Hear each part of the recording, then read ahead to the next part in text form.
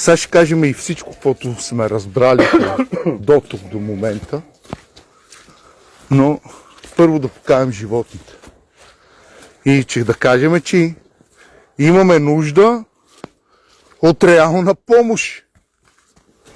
От реална работа, която те ме омръзна да ме лъжат. Днес ще дойдем, утре ще дойдем да ти изчистиме, други ден ще дойдем и накрая никой не идва. Не мога да подредиме ни работа, ни нищо. Тук овцете не спират да сагнат при мен. Сега ще покажа горе.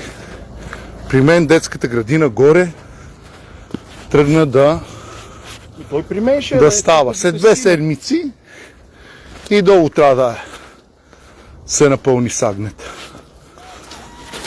Погледнете къде се тук. И това на ръка, това на ръка няма че. Ние пеша не мога да дойдеме. Стана тя, каква стана? Ей така хвърляме по земята. Ей така. Купих днеска 8 чувала царевица за тея.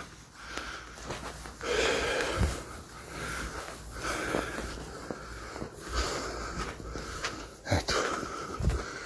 И за майките вътре. Лежат те, а? Са са разделени, защото не мога вече. Ти нямаш место да тръгнеш да ги сбираш. Пак ще го кажа.